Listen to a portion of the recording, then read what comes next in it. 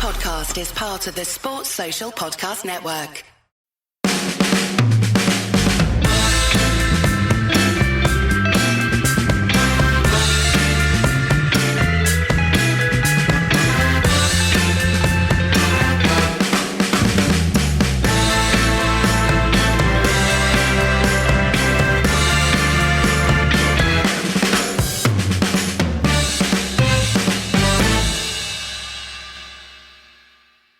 Major Apollo tyres. Is it anything to do with Apollo out of the Rocky films? Apparently not, although United's creed does seem to depend on them not spending any money on midfielders. Although I cannot promise you that Apollo Tyres is not a left-back that we've signed, an unheard-of European left-back. Well, yeah. When the bid went in, Ed Woodward bid 12 pence, they asked for 13 and he offered 10. That's the way things go, isn't it? Yeah, pretty much. Ed Woodward is doing an extremely efficient job at doing the job that he was previously doing. Not so good at doing his new job, it would seem. Although my favourite Twitter question of the week comes from @BigShimmeryWall, who says, did a typo mean that Ed Woodward has spent the summer singing about new players instead of signing them? I think that might explain a lot. Ed Woodward, the musical. Yeah, he's just walking around singing Viva Ronaldo, but not doing anything about any of it. Well, of course, if the typo's a problem, he'd be singing Viva Orlando, wouldn't he? Yes.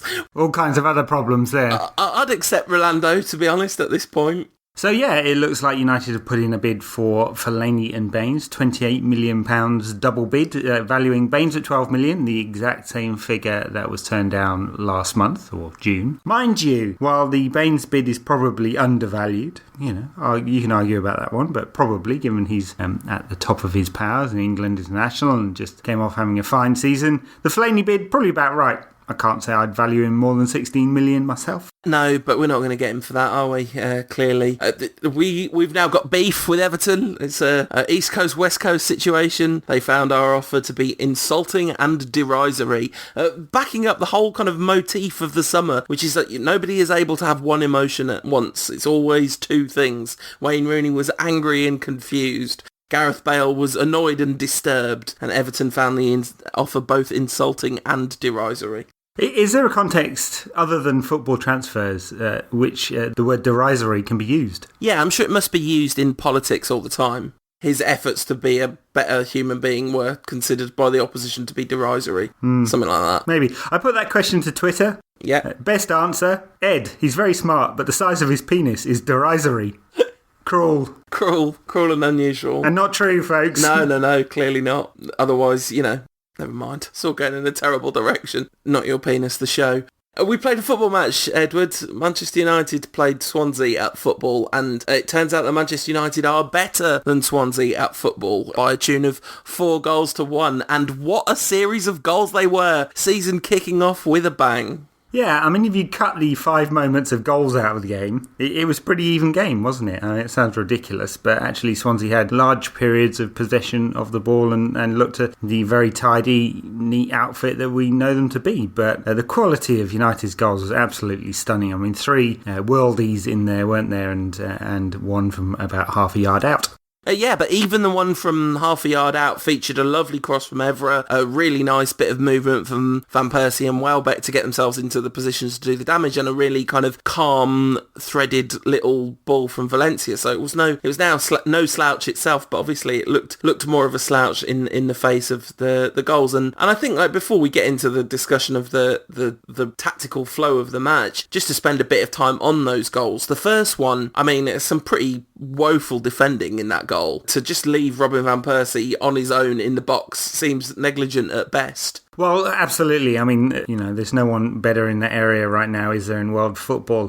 Terrible first touch by Van Persie, though. He couldn't control it. That's why he set himself up for the volley. Maybe he did it on purpose. And then swung his chocolate leg and in it went. A stunning goal in the end, but it could have gone all so wrong. Yeah, it certainly could. And he said afterwards in a post-match interview, he said, touch was a bit heavy, so then I had to do it. If Ashley Williams had been any closer... He's also become Norwegian. Yeah, clearly. If Ashley Williams had been any closer, Robin Van Persie could have killed him, ironically enough. Yeah, might have taken his head off. Yeah, exactly. And talking of Robin Van Persie taking people's head off, he could have taken the goalkeeper's head off if that second one had caught the keeper wrong. Well, I mean, that was even better, definitely. The movement from Van Persie, fine ball to him as well. And then just a turn from the right to the left, such a neat turn, completely unbalanced the defender and just absolutely rammed it into the top corner. Just explosive, but the thing that Robin Van Persie is doing at the moment, he doesn't seem to be able to score just a normal goal. I burst out laughing when he scored that goal because it was just something so pure and joyful about it, and absolutely topped off by the fact that he was asked about the goal afterwards and said, well, it was a little bit back to the streets, yeah? It's like, back to the streets, that's exactly what it was like. He just got the ball, started running until he had a bit of space in front of him and blasted it as hard as he could. When I first watched that goal, I did think that Rooney's run had been fairly instrumental in taking Ashley Williams away from Van Persie and allowing him that extra bit of space. But what really happened was that Chico Flores kind of just was caught in the kind of, I don't know, the wake of Rooney's run almost, and got himself in between Williams and Van Persie for a second, and that was when Van Persie was able to just shirk off the defender and blast it with all that kind of majesty. Well, he only needs half a yard and all of that. Yeah. Doesn't he? I mean, he's in such top form that it's hard to stop him without making any defensive mistakes. Rooney, who at one stage was out-sprinted by Chico Flores being the slowest defender in the history of man. Maybe not, but not far off it. It's all very well talking about Robin Van Persie's goals, and we all love Robin, of course we do. But there is no joy like a Danny Welbeck goal. Two in one, fantastic start. I've felt all season, all through pre-season, I've thought that Welbeck would be scoring a hatful this season, and it turns out that he's started on that road, and that fourth goal, the pick of the bunch. Oh yeah, absolutely fine. I mean, obviously the tap in for his first and then the fourth, the ball to him, absolutely perfectly weighted, and the finish was not what you expect of Danny Welbeck at all, was it? Because we've seen him weakly finish so often, but it was instinctive, lifted right over the goalkeeper. The goalkeeper's head dropped before the ball hit the back of the net, and it was absolutely spectacular. Interesting though, isn't it, that Welbeck's been used sort of in the hole, both in the Community Shield and against Swansea. That's the position that we both spoke about Kagawa potentially taking this season because of Rooney's troubles, and of course Rooney had for most of last season. Yeah, absolutely. Let's talk about the disgruntled Scouser, shall we, for a bit? No, I don't think you can describe Jeremy Carragher as disgruntled, although Gary Neville did describe him as a burglar on Monday Night Football. Interesting, that one. No stereotyping there, Gary. None whatsoever. Although Jamie Carragher, I'm not, as long-time listeners to this show know, I do not carry in my heart an anti-Scouse agenda. But Jamie Carragher hit some pretty serious high notes during that Monday Night Football, and I think on balance I prefer just having Gary on his own in that studio, really. There were cats in South America who threw themselves in front of buses. That's how high-pitched he is. Somebody, I can't give this credit, it's not my joke, I saw it somewhere. Jamie Carragher catering for the niche market of dolphins on Monday Night Football. To go back to United Scouser, Scott Wootton's left and gone to Leeds, but the other Scouser's still here, and he's not happy, but he put a shift in. He definitely came on and ran around and looked committed. Yes, I mean, he looked committed, he ran around, he didn't run very fast, but it's clearly unfit. Just digressing for 1 second, back to Scott Wootton. Interesting from a Leeds fan site this week, said, the headline ran, "Scum defender joins Leeds." Nice. Classy, lads. Anyway, back to Rooney. Yeah, look, he's got the talent still, hasn't it? No one's ever questioning whether the raw talent has gone. What we're questioning, I think, is whether his physical prowess is declining so fast that it will never come back. Whether he really wants to be at the club, we know the answer to that one. He certainly doesn't. Whether he is able to be professional enough to put in good performances even though he doesn't want to be at the club, and it seems the club are going to force him to stay. So there are some unresolved questions in there, I think. So he did run around, he played a couple of very nice passes, he was involved in goals, and he got some time on the pitch, and that's important because we're going to try and get him fit. Right, I presume, because David Moyes and the club seem to be insisting that he's going to stay. Yeah, absolutely. And I think the one thing that is hardest to take about all this is we looked more dangerous when he was on the pitch than we'd looked before. You know, it was a comfortable victory in the end, and in terms of the display of attacking talent that United put on, you wouldn't say that the scoreline flattered United at all, but in terms of the overall balance of the game, as you were sort of intimating earlier, you could argue that the scoreline flattered United in that sense. And actually, one of the reasons that it became a blowout was what Rooney brought to the party when he came on as a substitute. Wouldn't have been a blowout if we'd been using Apollo tyres then, would it? No, it would not. Annual sales of $6 billion, and we could do with a little bit of that in the transfer market, Ed. You know, just saying there, Mr. Woody. Anyway, yeah, to the point about Rooney, yeah, I mean, I think I mentioned last week, I find it slightly sickening that he's in the team or the squad or on the pitch. This is a guy who's asked for the transfer twice. Forget all the debate about whether he did or did not ask Alex Ferguson. He's had his people all summer trying to get him a transfer. If that's not enough for some people, I don't know what is, you know. He does not want to be at United. He's desperate to leave. He's desperate to leave for what you expect. He's one of two major rivals for the Premier League this season. He could not have shown less loyalty to the club in any act, basically. Now, of course, he's a footballer. He moved for, money, and he's doing it as a job, but you get the impression that is all it is to Rooney. You know, after 8 years at the club really doesn't mean anything more to him than employment and a better offer for whatever reason has come along, and he's keen to do it. I find it kind of bizarre after spending months trying to get him out, which is what United have done, that they're now holding on to him very tightly, and I suspect it's only because it's Chelsea. It seems, unless they're being very, very smart about this, that they are going to hold him, and it's not just a bargaining chip to squeeze as much money out of Chelsea as possible. And another assumption here, they just didn't find an overseas buyer for him. No one wants him. And, that's the really interesting situation. And I think if it is true that Chelsea are the only game in town, which is what it definitely looks like, it's extremely smart moved strategically from United to keep him for this season, because the money from his transfer is irrelevant, especially as we don't appear to be interested in purchasing any players of our own. But, United just don't need the money don't need to maximise the capital gain from Wayne Rooney. Whereas it is a distinct possibility that selling him to Chelsea causes an actual balance of power shift. Not a kind of artificial one, but genuinely you're strengthening what's potentially your closest or second closest rivals for the title, whilst simultaneously causing a massive drop-off in talent of your own squad. Absolutely. I mean, this is the lesser of two evils, I suppose. So if the scenario is Chelsea is the only bidder, and then there are two options, keep him or sell him, and selling him, it does exactly what you say. Keeping him has risks, right?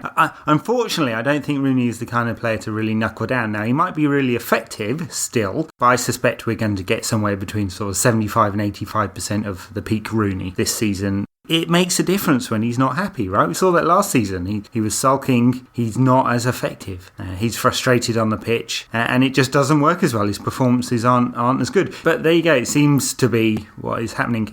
Interesting, isn't it? There's been a change in stance from a number of clubs this season. So United standing strong on Rooney. Liverpool did the same with Suarez. Dortmund did exactly the same with Robert Lewandowski. Not only are they going to lose out on what could have been a £30 million plus transfer fee this summer, but they've given him a £3 million bonus just to stay for another year. And then he'll be off to their major rivals next summer for free. Yeah, absolutely. I mean, to come back to United's specific situation, I think the key to this whole dynamic is the fact that it's a World Cup season. And if it wasn't, then it would really limit your bargaining power. But the fact is, Rooney can't just mess about all season. Specifically, he can't not look after himself physically. Because I think, he can, his performance can slightly drop and he'd still be England's best player by a mile. But if he doesn't look after himself physically, then he's going to risk going to the World Cup, which obviously is incredibly important to him, given his history with major international tournaments, or lack of, since he exploded onto the international scene, as they say. Well, given the nature of his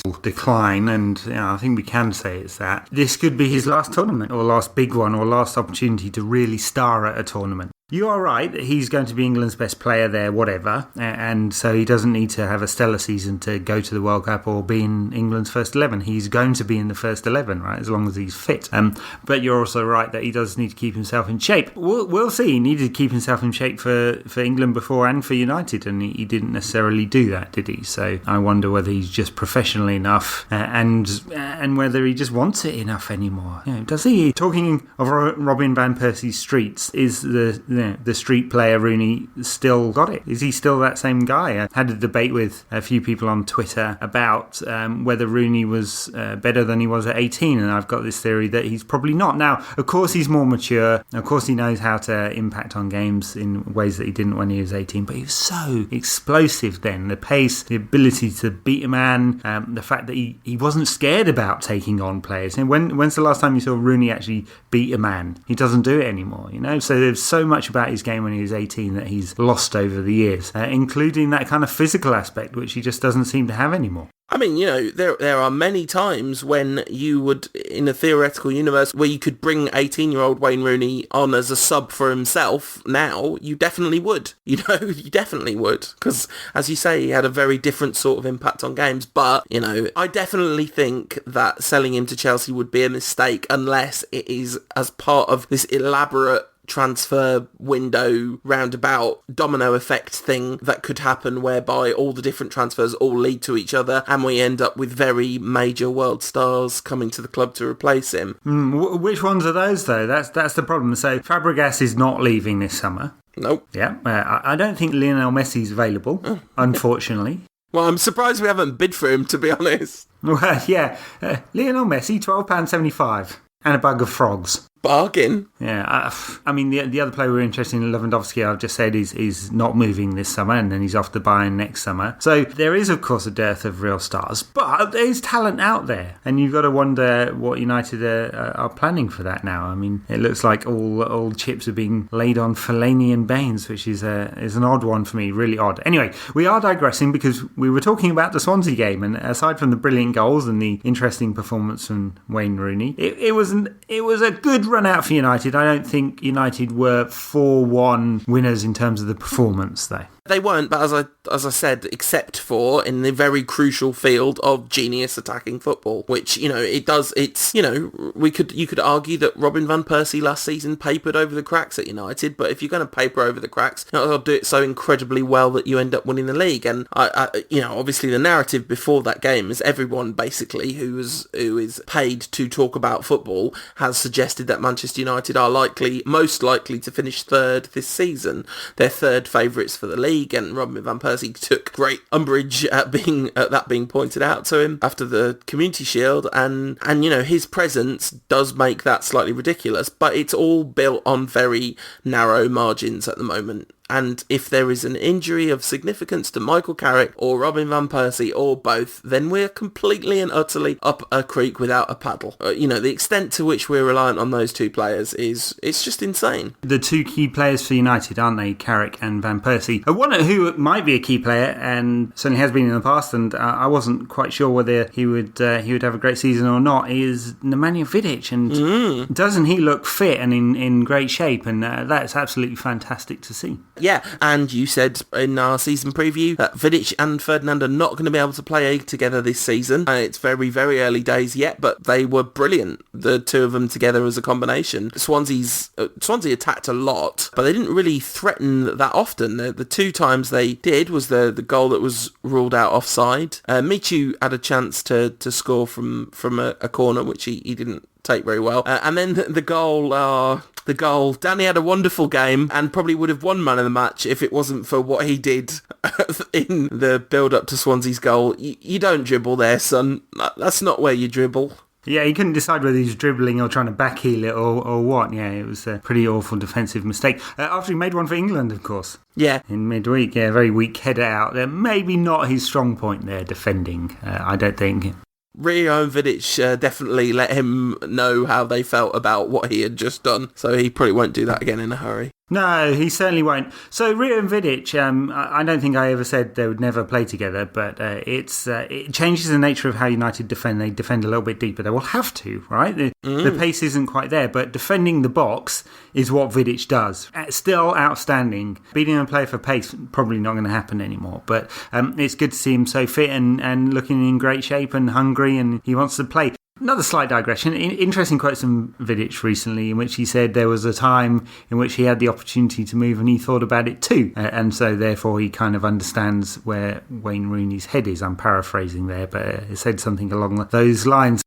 Confirming what we knew all along, that he very much thought about going, and when he was having those contract negotiations and had that very lengthy time out with a mystery thigh injury, didn't he? I guess it happens to the best of them, but very glad to see him back and looking very near his best. Yeah, it's very interesting that you talk about how deep that makes United's back four. Well, not really back four because the fullbacks are never deep, are they? But how tactically United definitely had a problem in that game by being sat too deep, because Cleverley and Carrick both sat deep a lot, partly because of where Ferdinand and Vidic were. So you have this knock-on effect that goes throughout the whole team. And to go back to this papering over the cracks metaphor, it can only work because we've got such effective attacking players, so they can do all this damage in the short space. Well, it had a couple of knock-on effects, right? One was that you're right, Carrick in particular sat very, very deep, and interesting to note he only made about 60 passes, which is well down on over 100, which he quite often hits.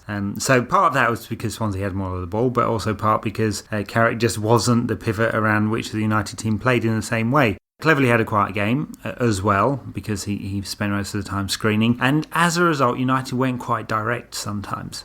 I got an awful amount of abuse on Twitter for tweeting about this, but basically I just said of City, Arsenal and Tottenham, United's average pass length was the longest and they kept the ball the least, least successful passes. And sorry, two facts. I know you don't like it, folks, but I wonder whether that points to something about United this season. Of course, Swansea get the ball very well, but we are talking about mid-table side there, and we're not talking about Barcelona. And we are talking about United, instead of playing their way out of defence, sometimes going a bit more direct than might have happened in the past.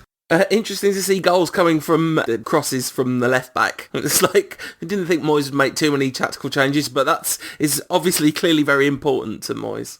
Which brings us back to the subject of transfers. We've had numerous questions, so I apologise not to name anyone individually, but numerous questions about Leighton Baines and whether he should be coming. And specifically, a lot of people talking about Luke Shaw been rumoured linked with the club. And I don't understand the logic of spending a lot of money on Leighton Baines. I really just don't understand that. Not that he's not a good player, but then you would have two very good left-backs, arguably the first and second best left-backs in the league competing for the position, which neither of them are going to be particularly happy with, you wouldn't think. I mean, obviously Evra's had this enormous burden of the amount of football that he's played, but he's got through it all right for the most part, with some dips in form. But last season, back to his best, phenomenal against Swansea, Patrice Evra was. And so to me, the argument of buying a kind of promising young left-back to act as understudy has a lot more logic to it. Right. Alex Buchner, not a promising young left-back for you? No, I'm kidding. Clearly not good enough for United. Fabio's there, of course, but he is right-footed and only ever played on the left, as Ferguson put it, because his brother's on the right. So, Evra has played 140-something games in the last 3 seasons, not including this one. The next nearest player for United is Wayne Rooney in 120-something, and then Michael Carrick in the low hundreds. He's played a phenomenal amount of games for United and has done ever since he joined the club. It's because he's very rarely injured, he's very, very consistent, and he's not had a lot of competition, of course, for those 2 reasons. So, do I agree with you? Absolutely. Yeah, I think buying a very talented young left-back is a more sensible option than buying Baines. Baines you'll get another 4 years out of, I suppose. Evra you might get another 2 out of. So I guess that's the thinking there, and Baines does add an awful lot in an attacking sense. I don't think he'd add anything in a defensive sense. He's an attacking fullback. And Luke Shaw, I like him a lot. He's very, very talented. I mean, of course, not that much experience. He had a season with Southampton in which he lost his place in the second half of the season. Although he started the current season in very fine form. He's clearly a talented player. But do United really want to spend sort of £10 million on an 18-year-old who's just signed a new contract? But I would kind of rather they spent £10 million on that than £20 million on Leighton Baines, or whatever it's going to take to shift him. Well, yeah, United are not going to spend £20 million on Leighton Baines. They'd set a price for Leighton Baines, which is £12 million, right? And I think it will not happen now. And I think Fellaini, if I'm guessing from this point, I think Fellaini probably will happen. They'll overpay for him, and partly because Everton don't need to sell, although they're more prepared to sell him than Baines. That tells its own story and all, doesn't it? About the relative merits of Fellaini as a player, that they're more prepared to sell him than Baines. But anyway, I mean, I also, this is like kind of slightly pedantic, but I also don't think he adds a lot in an attacking sense over Evra. So I think Patrice Evra has an awful lot in his locker in terms of his contribution to United's attacking football. On Fellaini, and many reasons I don't think he's quite good enough. One technically I don't think he's good enough. The other one, which I think United fans will find very frustrating even when he turns up, is that he's pretty wasteful with the ball. 1 in 5 he gives away. Again, I took some abuse on Twitter from the unknown public out there, probably unwashed as well, frankly, who said, yes, but he played up front. Yeah, he's had that stat for the last 3 seasons in a row. So, he's just wasteful with the ball. Maybe it's a reflection of how Moyes wants to play. Maybe it's just a reflection of United are down to plan D or E for a midfielder, and Fellaini's now it's because they know they can get him. I mean, the whole midfield question is fascinating, and again, apologies for not singling anyone out. I will single out at centre midfield, appropriately enough, who asked a kind of very interesting question about the nature of the replacement that we need to get, the nature of the reinforcements we need in midfield. We talked a little bit about this last week, but the whole thing is, what sort of player are we buying? What kind of role do they want? What do we want him to play in the team? And it's just mind-blowing. Some United fans have been saying to Ed Woodward all summer, listen, get a grip. And what he's done is he's bought some tyres in order to do that, instead of getting a grip on what's needed in the middle of the park. And if you think Fellaini is the answer, I'll be very happy when Fellaini signs for United. That'd be fine. It'll be really good to have him around. Useful addition to the squad for sure, but definitely closer to Ashley Young than Robin van Persie in terms of the signing. Well, when the rubber hits the road, what I think United really need is a defensive midfielder who's a bit more physical and a goal-scoring attacking midfielder. I mean, we need to tread lightly in this area, but we definitely do need to make some improvements. You got to wonder, has Woodward got the wheels turning in United's transfer strategy yet this season? It definitely doesn't seem to be a particularly slick operation. No, it feels like we're going around in circles with this conversation as well. It certainly does. This has been going on for a really long time. Oh dear. Anyway, so to answer centre midfield's question, yes, I think a physical type player and an attacking player. I think United are that short that we ought to just go and spend an awful... If we spent no more money this season, it's probably worth going and spending 60, 70 or whatever £1 million on 2 very high quality central midfielders. Makes a big difference. Look at the difference Van Persie makes when you buy quality over squad filler. It makes a big difference.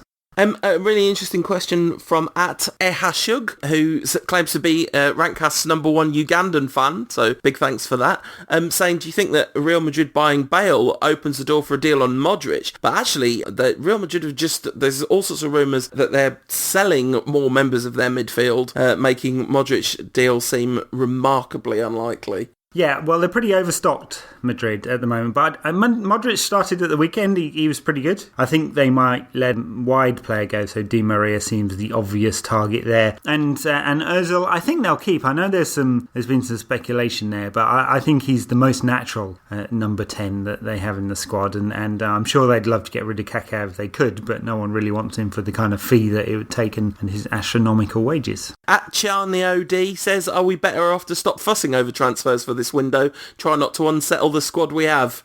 It's too late, I'm afraid. It's been an awful lot of fussing, and I think the squad we do have are probably smart enough to know that none of them are really... we're not trying to replace any of them. We're trying to bring in some extra new mates for them all. Yeah, so look, footballers are insecure. If you ever read the Secret Footballer column in The Guardian, he brought that topic up several times throughout those columns when they were running. So, yes, of course, they'll be nervous about being replaced, but they also want to win, and they know that winning comes with having the best players. Yeah, absolutely. And everyone at United knows that United are short in central midfield. Look, it's as simple as this, really, for United at the moment. What happens if Michael Carrick gets injured? Really? How do United get close to competing for the title without Michael Carrick? There's a lot of United fans that still don't rate him, and they still think he's overrated. And actually, it may be the case that he is overrated because of how bad United's midfield is in general. He's utterly vital to United. I don't think he's as good as Xavi, you know what I mean? That's not what I'm saying, but he is the single most important piece of the puzzle for United to be functional or not when they're playing or not. He's the player who, when he's not on the team sheet, your heart drops and you think, oh, it's going to be one of them games. Yeah, and I mean, the alternative right at the moment is Tom Cleverley and Phil Jones and Anderson. You could play 3 Bayern teams before you'd put one of those in the Bayern team. That's how short we are in central midfield. So Bayern, Real Madrid, Barcelona, all miles ahead. City are now ahead in terms of the quality they've got in midfield. Chelsea got the same problem, of course. You know, they desperately need a central midfielder too. Yeah, but they for some reason just want to buy Wayne Rooney. Seems like a weird decision to me. If I had unlimited oil billions to spend on footballers, I don't think he's the one I'd go for. No, but yeah, as we said last week, you know, they are gambling on a happy Wayne Rooney playing at number 9 is a 30 goal plus a season Wayne Rooney, you know, which he could well be. Yeah, absolutely. So, talking of Chelsea, lols, we're playing them on Monday Night Football, so we'll have Jamie Carragher's analysis of that, and it should be a cracking game. They started the season with a bang, but as soon as they went 2 goals up, the Mourinho effect kicked in to full overdrive, and they didn't score any more goals because to do so would have been somehow gauche, you know. They're really going to struggle if the league comes down to goal difference this season, I think, Chelsea. But yeah, they look phenomenal for the first 20 minutes of that game, and they've got an awful lot of attacking talent, but they're vulnerable at the back. John Terry and Gary Cahill is not a centre-back partnership that you would describe as world-beating, is it? No, certainly not. I mean, I think Gary Cahill is a notch below the very best, and John Terry is declining, isn't he? You know, has been for some time, as well as being a daft racist. It'd be interesting to see whether they both play. I mean, I assume they will both play against United, but it's then a challenge for Chelsea in trying to combat any pace that United managed to get in wide areas. I mean, it's not as if Van Persie is super quick or anything, but in wide areas, United can definitely pace and place. Yeah, absolutely. Their system is distinctly a 4-2-3-1, isn't it? How do you think United will set up against Chelsea? I think United set up in very similar fashion. I mean, whether it's a 4-2-3-1 for United or sort of 4-4-1-1, that's probably more the case, I think, in terms of how United lined up against Swansea. And I think it'll be very, very similar. I wouldn't expect too many changes from Moyes at all unless there are injuries. I'd expect him to go with experience. I'd think Giggs will start given the injury problems. He'll probably go with Valencia on the right simply because of the defensive nous that he's got. And they'll play Danny Welbeck again. He's got to play again, but he's also smart enough to be able to drop back into sort of a deeper area and support Carrick and Cleverley. I mean, I wouldn't be surprised if it was an unchanged team, but it's certainly going to be close to it. That's interesting because I was really thinking, I wonder if he will not play Giggs this time. And to not play Giggs means to bring about some tactical variance, really, unless you're going to just play Zaha as an out-and-out left winger, which is a very bold move. So I can't really see that happening. But it was really interesting in the Swansea game. Ryan Giggs was substituted after 60 minutes after having, a really dreadful one of them Ryan Giggs games where he just gives the ball away all the time and he's like got your head in your hands going when as soon as the subs board comes up and you know for sure whoever's going to be substituted is definitely not going to be Ryan Giggs because Fergie will give him 90 minutes whatever happens, but it didn't happen. It's like, we really do live in brave new world times where Giggs can come off after 60 minutes. Yes, I mean, of course, if it was Fergie picking the team against Chelsea, Darren Fletcher would be coming out of semi-retirement to play on the left wing. You always get a slight oddball decision. Moyes is much more predictable, isn't he? I mean, he's basically a conservative manager. If you think in your mind a bolder choice and a conservative choice of a player pick, he'll go with a conservative one every time. Well, I mean, yeah, but except that at 2-0 up, he took off a midfielder and brought on a striker, sort of, in that Swansea game. It was a pretty bold attacking substitution, wasn't it? Yeah, it didn't change how United played much, but yeah. I think that if he had some more options, he might choose not to go with Giggs because he's played so much football, hasn't he? And at some point he's going to get tired, and it did sort of look a little bit like it had slightly caught up with him in that Swansea game. But he'll probably play and be wonderful now against Chelsea because he's very unpredictable as old Ryan Giggs, isn't he? Yes, I mean, he's predictable in that he's going to give the ball away about a third of the time, which is pretty much what he did, but he can still come up with a moment of magic, can't he? Or a decisive moment at least, and he's reliable and you kind of know what you're going to get from him, and he's experienced, and I think Moyes is relying on that right now, brand new team, and that's why Giggs has played so much through pre-season and the early games this season, because he wants that experience out on the pitch. The Rooney question will certainly rear its, I was going to say ugly head, but that's a bit harsh on the lad. It will definitely rear its head anyway. This is it. He's playing with his current employers against the people that he deeply wishes from the bottom of his angry and confused heart were his employers. He's sitting on the Swansea bench with a great big Regain logo above his head. He was. Not funny at all. Not funny. No. How could he possibly play against Chelsea? I mean, seriously, every man and his dog and Jose Mourinho knows that he wants to move to Chelsea. How could he play? Yeah, it seems ridiculous, doesn't it? He won't, will he? I wonder if he'll even be on the bench. I'd be tempted not to. I mean, in the heat of the dressing room, as a player that he wants to play for the other side. Yeah. Yes, it's pretty messed up, isn't it? The whole situation is well confusing. I wonder whether we'll find out something more after the Chelsea game. That was, of course, the speculation earlier in the summer that United would wait until after the Chelsea game to do something. But hey, who knows? Speculation. It's just impossible for him to start. He's clearly not fit. Even with another week's training, he's not ready. It seems that Moyes just doesn't like Kagawa, hasn't had it any time, didn't even get off the bench, which is a real shame. It looks like we're going to waste that talent, and absolutely massive talent there, and neither Fergie nor Moyes seem to have taken to him. No, don't say that, Ed. I'm not prepared to accept that. I think we are rushing to judgment on that one. I think it's way too early to say. He had a very long, very busy summer with an awful lot of travel involved, and by the time it's October, November, then we'll start to see Shinji be a vital part of United's squad. That's what I really hope anyway. So here's my prediction. Kagawa will be a sort of in and out player this season, and I mean that two ways. He'll be in and out of the team, and he'll be in and out in terms of his position, because he's going to start on the left if he ever does. I just cannot see Moyes playing this guy at number 10 in a sort of playmaker, traditional number 10 role that suits Kagawa best. Can't see it. I don't see Moyes using players like that at all. History says he won't. I mean, Pienaar, excellent creative attacking player, but always shunted out to the left. Now, of course, you can be dangerous from that position. Zidane played most of his career from that position, right? But that's what he wanted. He wanted the pitch open for him, and Kagawa is just not the same player playing there. And he's certainly not the same player if he's got defensive duties playing there. I've seen him play for Japan a few times when he plays sort of left side of effectively a front three, and he's not being asked to cover the left back. In Moyes' system, he definitely will be. I mean, is this the way of getting the best out of Kagawa, to make him cover the left back? I don't like this conversation. I want to talk about Danny Welbeck scoring goals again. I know, Welbeck's got 2. He's done for the season, isn't he? I'm kidding. I think you know what? Here's a prediction. I think Welbeck will get 20 in all competitions this season. Yeah, that's what I thought that as well. I put him in my fantasy team before the season started, so I'm really pleased about that. At Pop Tarts Rule, that's ROOL for those playing along at home, says Evra had 4 goals last season and Raphael had 3. Which fullback do you think will come out with the most goals this season?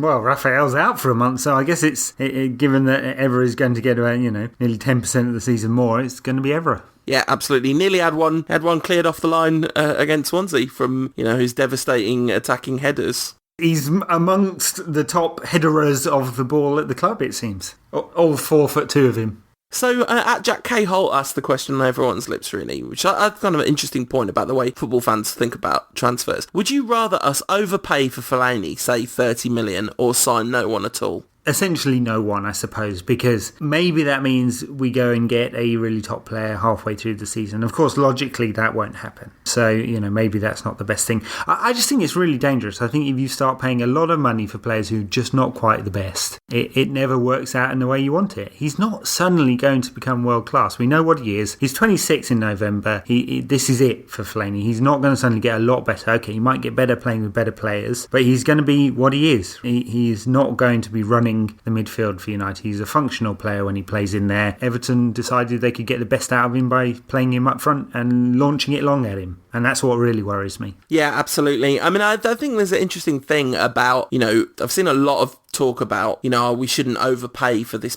X, Y and Z player, especially when people are talking about Fabregas, and it's like, I wouldn't pay 40 million for him. It's like, why not? It's not your money. The football transfer, the horse is thoroughly bolted when it comes to the ridiculous inflation of transfer fees, so we might as well just join in, frankly. And he would definitely improve United's squad sufficiently to mean that it really doesn't spend 100 million on Fabregas, I'd be happy. Not that he's £100 million player, whatever the hell that means. Yeah, well, quite. Look, I have a couple of things on this one. All good transfer strategy is a balanced strategy. Yeah, you work with what you got, you fill in the gaps with the best you can possibly get. At times you need squad filler in order to fill out your squad, which is what essentially City have done this summer. And at times you need world class. And right now, United do not need a lot of players, right? There's a very big squad with some youngsters coming through. They need quality. Just quality. That means paying massive amounts. That's just the way the market is. There is not a central midfielder in the reserve team who's suddenly going to become the player that we need.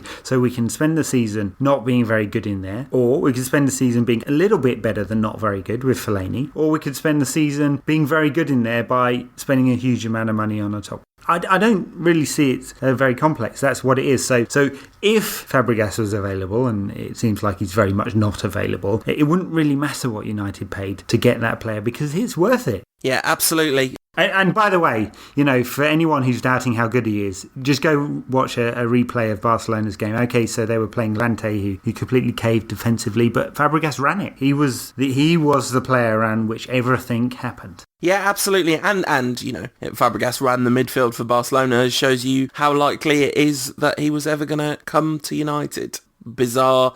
One day someone's going to write a book about that. Well, they're not, sadly. Well, so Guillaume Balaguer, and he's got his many faults, including the size of his ego, but Balaguer said, and he's very concrete about it, that Fabregas basically just used United as a bargaining chip in order to underscore his position at Barcelona. Yeah, am I important to you or not? Make it clear, because there are options on the table. And so the Fabregas camp have used United, naive and desperate, with two new men at the helm in Woodward and Moyes, and use them in such an obvious way. Now, the real interesting question, another one that Balaguer puts, and take it all with a pinch of salt, but I kind of find this question interesting as well, is why were United so public about it? Why? Right? Because I've seen people put forward nonsense arguments along the lines of, we needed to show that we wanted him. No, you don't need to do that. All the backroom talk happens behind closed doors between agents. There is no doubt in the Fabregas camp about United's desire to get him, right? Don't need to make it public. Why did United make it public? It's certainly not for Fabregas. It wasn't for Barcelona.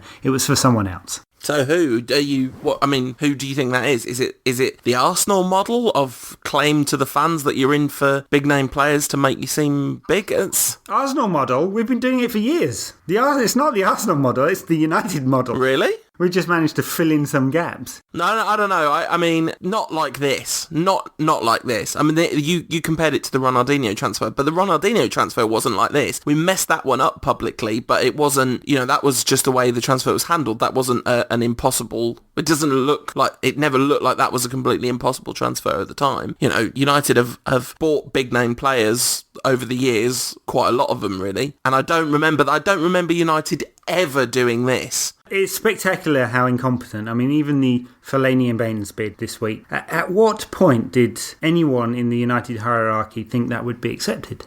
That's a really weird one, though, because you would think of all the things that United could do, negotiating with Everton would be something they were in a reasonably strong position to have some fairly good information about how to make that best work. Yes, you'd think so. Anyway, so I mean, it's been spectacularly amateur all along, I think is the conclusion from all of that. There are, 2 weeks left in the transfer window, and big things could still happen. Absolutely. Just around about 2 weeks, 10 days or so. Of course, stuff happens late all the time, and maybe United have some irons in the fire. On the evidence of this season, it doesn't mean United are going to handle it very well, though. No, not so far. It's not looked like that, but we will see, and I'm going to continue to give them the benefit of the doubt for another couple of weeks. As I said earlier, it would be good if somebody wrote a book about that Fabregas transfer bid, and at MRMSO79 asks whether we know of any good United books on the Kindle, as most seem to be paper only. I've read a good few United books on the Kindle. I think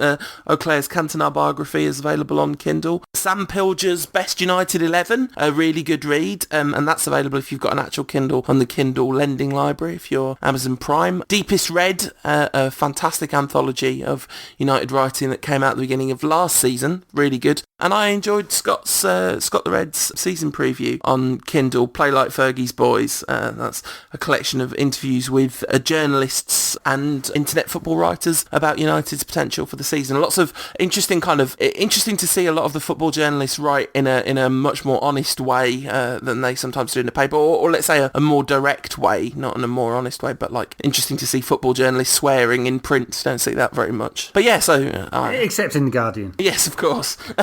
But yeah, so I kind of recommend that. Those are 3 choices for you. Okay, very good. Well, we have a couple of other things to do before we close the show this week, including making predictions about the score for the weekend's game, Monday night's game. There's definitely going to be a result, one way or another. Either Chelsea will win or United will win, or it'll be a draw, I reckon. Do you know what? I think United are going to win. I think United are going to win. That's what I think is going to happen. I think that Man United are going to win by 2-1. Chelsea will score and then be too concerned with preserving that lead. And United have got better defenders than Chelsea. They've both got weaknesses in the centre of the park. Both got a lot of attacking talent, but United have got the slight edge there, maybe just about. I'm grinning as I say this because I'm not convinced by any of this, but yeah, I think we're going to win. Okay, yeah. I'm going to predict that Rooney will score. I just don't know which end. No, go on. No. You got to pick a score, Ed. I don't think Rooney's going to score. I'm not even sure if he'll be in the squad. It'll be an interesting one, that one. I think it'll be 1-1. Okay. Although I did pick a draw last week, and look what happened there. I think a draw is fine. A draw would be a great result for United, really. I think, it's kind of a huge test for Moyes to go to Chelsea up against not only the Mourinho factor, but that legion of incredible A4 sign printing fans. An absolute shambles they were against Hull. Just some properly shocking craft work goes on in Chelsea fans' homes. A lot of word art on display. Yeah, it's really, really embarrassing. Although I did like the picture with Arsene Wenger with one poor sod standing behind him with a sign that said, spend, spend, spend. Yeah, a man who had clearly spent not 1 penny on his printout, just press an A4 printout. If you're going to do spend, spend, spend, at least laminate it, get it professionally put together. Chant of the week from Arsenal fans, which was deliberately misheard by the commentators. Just spend some f***ing money for about 15 minutes. And then Newcastle joined in on that. Not far off from United joining in on that either. I have to say the kind of... United's away support is one of the most remarkable in the league, obviously. Like, it's, that's a support which is loyal to a fault. The response to Rooney getting up and warming up was not a boos, but actual pro-Rooney chants, which is, is pretty remarkable. I don't think there's a lot of other clubs that would do that. But our home support, it's not impossible that in a few years' time we could be seeing some spend printouts in the Stretford end somewhere. Oh, it's embarrassing. If Fellaini joins, we'll be seeing wigs, and I just can't abide that nonsense. It's outrageous, isn't it? Outrageous scenes. I'll be going into the ground with a lighter and setting them all on fire, I tell you. Don't do it. Anyway, I think we may have drawn to a close. Yeah. We've had a very packed show. Even not much has happened in the world of football this week, but I'm looking forward to the game against Chelsea. I'm a bit nervous about it because I'm not entirely sure which United is going to turn up for this game. I don't think Chelsea will be anywhere near as porous as Swansea, so we might need to rely on some absolutely fantastic goals again. And if we need to rely on that, that's fine because Danny and Van Persie will certainly deliver them. Absolutely, and I can't wait. This podcast is part of the Sports Social Podcast Network.